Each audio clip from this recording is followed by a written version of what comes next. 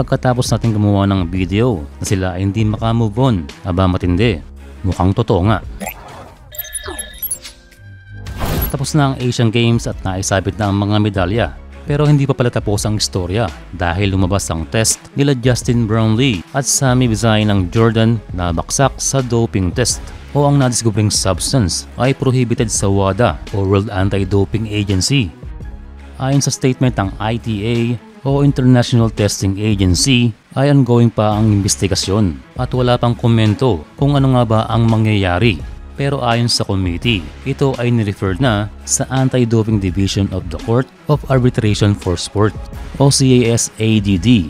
Ano kaya ang posibleng mangyari? Ating sinilip naman ang FIBA regulations at sila rin ay nagko-comply sa WADA.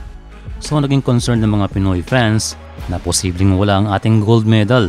Sa ngayon ay wala pang final na sagot dyan. Pero kung gagamitin ng FIBA rules, sa ating pagkakaintindi ay walang epekto ito sa gold medal ng team. Kung babasihan ang Book 4 ng FIBA regulations, kung isang member lamang napatunayan nag-violate sa anti-doping rules sa event period, ay valid pa rin ang naging resulta. Pero kung lampas sa isa ang napatunayan, doon na madi-disqualify ang team. Pero hindi pa rin ligtas ang napatunayang player dahil bahala rito ang FIBA Secretary General sa magiging decision.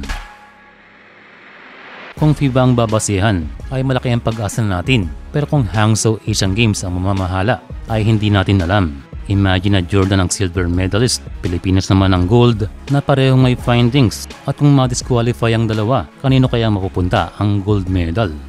Sa isang forum ay may mga natuwa sa balita dahil maaring sa kanilang mapupunta ang gold medal dahil may player issue ang Pilipinas at ang Jordan.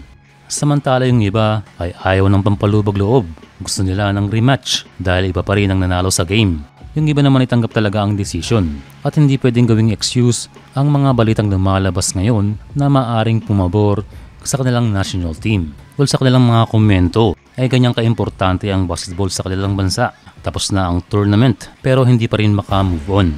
Pero ang main concern dito ay hindi ang team kundi ang individual player at yun ay si Justin Brownlee.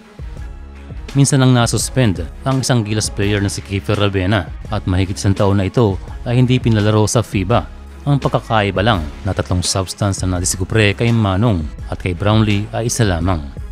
Nagkaroon na ng temporary suspension ang isang Pinoy player sa cycling. Pero for now, mainam na tayo maghintay na lamang kung ano ang magiging next step para sa ating kababayan na si Justin Noypi.